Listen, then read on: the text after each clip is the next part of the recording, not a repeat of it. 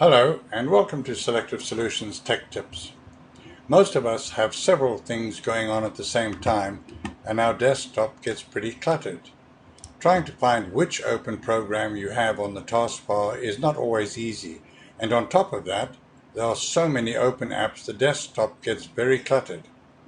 This tech tip will show you how to use multiple desktops and easily find which programs are open on which desktop without having to use the taskbar.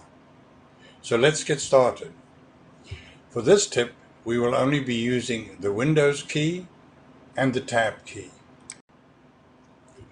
Okay, let's start with the first part of this tech tip. As you can see down on my taskbar, I have quite a few apps open down there.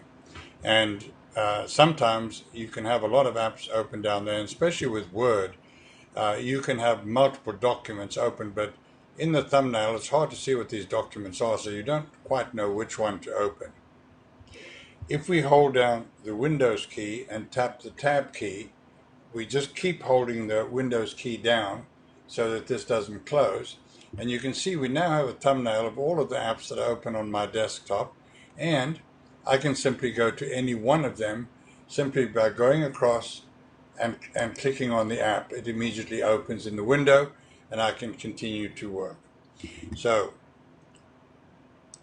it's just an easy way to see the different apps and what they are. If I go to the alternate Tab key and hold down the Tab key again, but keep my finger on the Windows key, I can go onto the right hand side here and I can scroll down. Not only can I see the apps that are currently open, but apps and that I had open previously on previous days. So I can go back through a history looking for what I worked on yesterday or the day before and simply click on it just to open it. So it makes getting to your apps and the things that you're working on fairly easy. The next trick is, as you can see up here, you have multiple desktops. So you can click on a different desktop and open that as a whole new desktop, and you'll see my taskbar is now empty because on this desktop I don't have anything open. So this would be handy if you have a Zoom meeting, for example, and you want to display some documents, but you don't want to display the desktop that has all of your personal documents on it. You just want to display or do something that's only in Zoom. So on this desktop, we can go ahead and we can open Zoom. We can create a Zoom session. And then once the session is open, if I want to play a video file or something like that, I can open the VLC media player on this desktop and I can play it. Now, and display this desktop with only this media player in Zoom. So that's also a fairly useful thing. If I go back and hold down the Windows key and the Tab key and just keep my finger on it, you can see here that on this desktop, these are the only two things that I have open.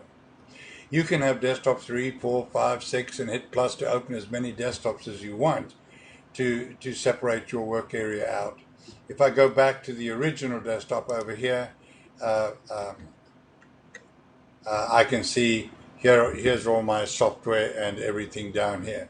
Just keep the Windows key pressed down so that you're able to scroll through and move the cursor around without this window closing on you until you have selected what you want. So here we have this desktop, here we have this desktop.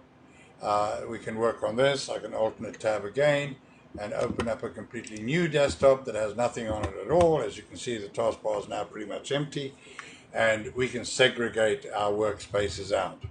The only caveat is that some software doesn't want to run more than one instance of the software. So if you have a software that won't allow you to do that, and it's open on desktop 1, and you're busy working on desktop 3, when you try and open that software on desktop 3, instead of opening, it's going to automatically flip you back to desktop 1, where that piece of software is already open and running.